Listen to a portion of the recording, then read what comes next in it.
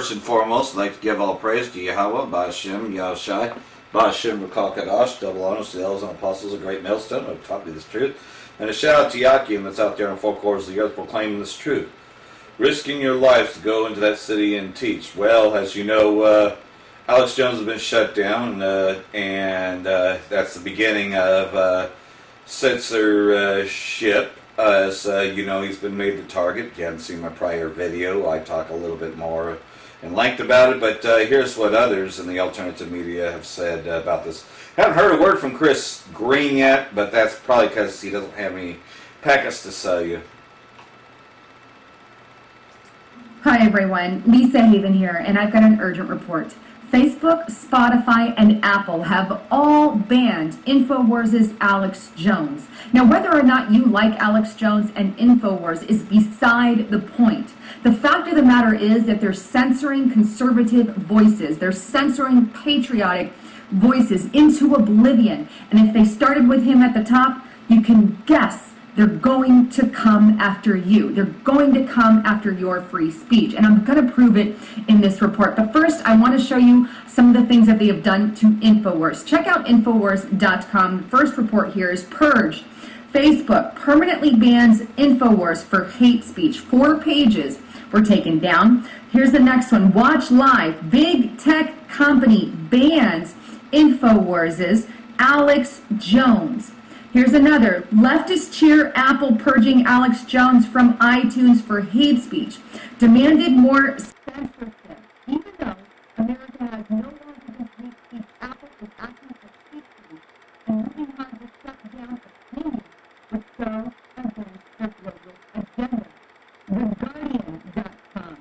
Facebook, Apple, and Spotify ban InfoWars' Alex Jones.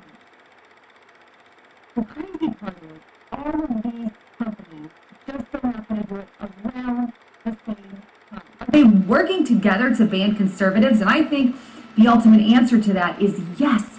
But it's not just that. Here's the other thing that you've got to keep front and center. Apple, who just basically took off the whole InfoWars library, is the same company that moved over to China and sold all the Chinese citizens out to the government. I'll rehash that article.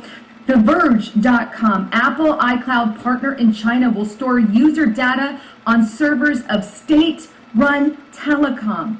Observer.com. Apple grants China full control of iCloud data, and the timing couldn't be worse. The same company that just sold all of the Chinese citizen out to the state-run government is the company that just banned InfoWars here in America. Look, Apple has already proven that they'll sell themselves out and give all their data up. So is Facebook. Facebook's basically already doing it, and Facebook is getting worse by the day. In fact, guess what Facebook is up to now? Check out this article, and this one's from WSJ, WallStreetJournal.com. Facebook to banks, give us your data, and we will give you our users. Facebook is giving and asking for information from your bank because it wants more and more and more on you. That's an outrage. And there are yet the same ones who have upped their ante and attacked InfoWars. They're the same ones who ban a majority of you out there on a daily basis. What's next? Climate deniers? You don't agree with climate change? Then you're out? Huh? Very likely. Check out this report from MediaMatters.com. Facebook has climate denial problem. Now, this report goes on to attack anyone who has the belief that climate change isn't real. If I come on air and say, I don't believe in climate change, I think it's a big lie, the Media Matters is suggesting that I get eliminated from the internet, that my voice would not be allowed to be heard because I simply have an opposition, I simply have an alternative viewpoint to the accepted narrative of global warming. So because I speak out and say my opinion is I don't agree with global warming, then I should be censored and banned? Media Matters is pushing this, who, by the way, hires hundreds of thousands of people to troll the internet. I've showed the document on here.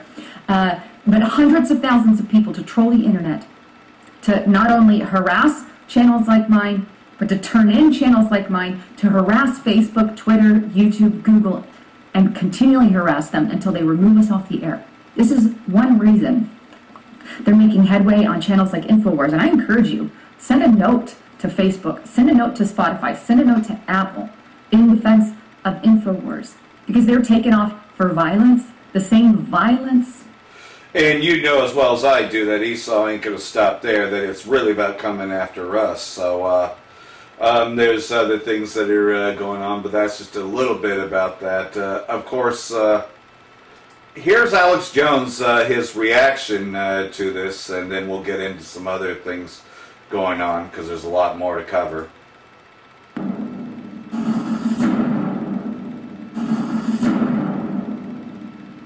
We knew it was coming.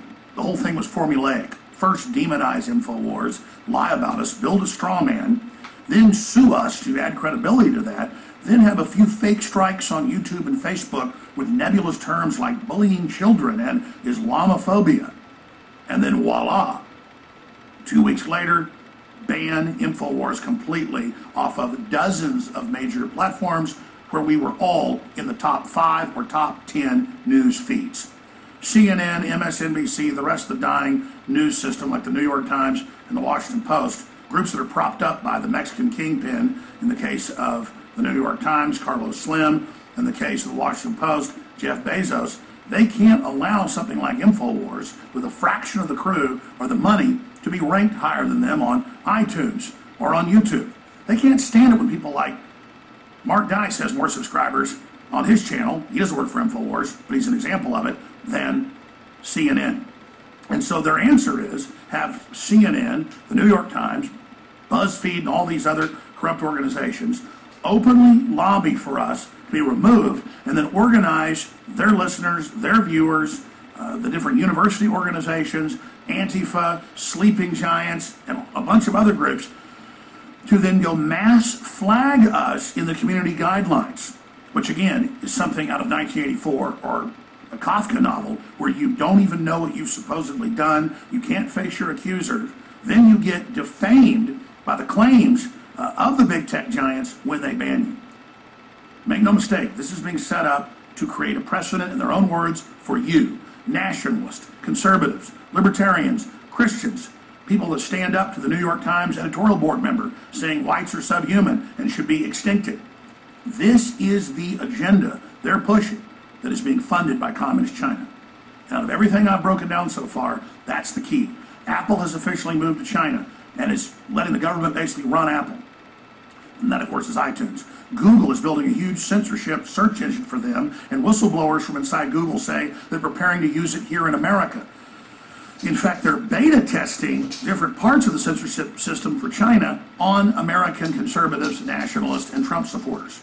So bigger than just trying to manipulate the election and give huge contributions in kind to the Democrats by blocking conservatives, libertarians, conservative candidates, conservatives in office, and trying to make sure they can win back the House and try to impeach Trump. That's only one part of it.